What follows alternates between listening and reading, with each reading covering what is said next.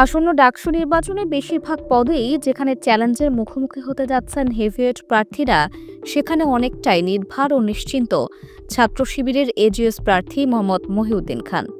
অত্যন্ত মেধাবী এবং ঢাবি শিক্ষার্থীদের পছন্দের একজন প্রার্থী মহিউদ্দিন তার প্রতিদ্বন্দ্বী প্রার্থীদের মধ্যে আগে থেকেই জনপ্রিয় বলে মনে করছেন শিবির সমর্থকেরা। মহিউদ্দিন খানের সবচেয়ে বড় প্রতিদ্বন্দ্বী হতে পারতেন বাংলাদেশ গণতান্ত্রিক ছাত্র সংসদের কেন্দ্রীয় মুখ্য সংগঠক তাহমিদ আল মুদ্দাসির চৌধুরী। তুখোড় এই ছাত্রনেতাও দীর্ঘ সময় ধরে শিক্ষার্থীদের মধ্যে নিজেকে গ্রহণযোগ্য হিসেবে গড়ে তুলেছেন। এমনকি তাকেই বলা হয় বাকসাসের মেরুদণ্ড।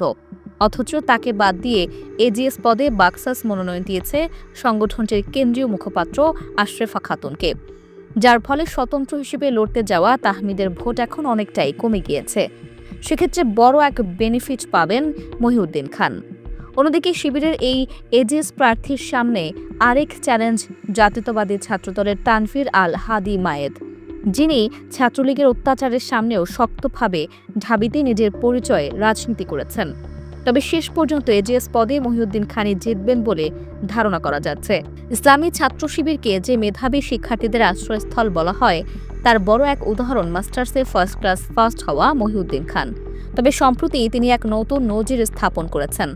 স্নাতকোত্তর শেষ হওয়ার 3 দিন পরই হল ছেড়েছেন এই শিবির নেতা। ছাত্রত্ব শেষ হওয়ার পরেও বিশ্ববিদ্যালয়ের হলে থাকার পুরানো সংস্কৃতিকে তিনি চ্যালেঞ্জ করেছেন এবং বর্তমান ছাত্রদের জন্য একটি ভালো দৃষ্টান্ত স্থাপন করেছেন।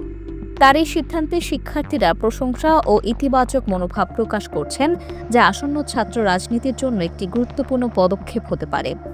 মহিউদ্দিন খানের ব্যাপারে শিবিরের ক্যারিয়ার ডেভেলপমেন্ট প্রার্থী মাজহারুল ইসলাম বলেন, বিশ্ববিদ্যালয়ের রানিং জনশক্তি ও সাবেক দায়িত্বশীলদের নিকট সবচেয়ে প্রিয় মানুষ মহিউদ্দিন খান ভাই।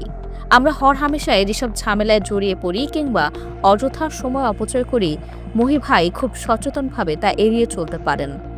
সাধারণত মেধা ও বিনয়ের সমষ্টি খুব কম মানুষের মধ্যেই পাওয়া যায়, কিন্তু আমাদের মহিউদ্দিন খান ভাই দুইটাকে খুব ভালোভাবেই রপ্ত করতে পেরেছে।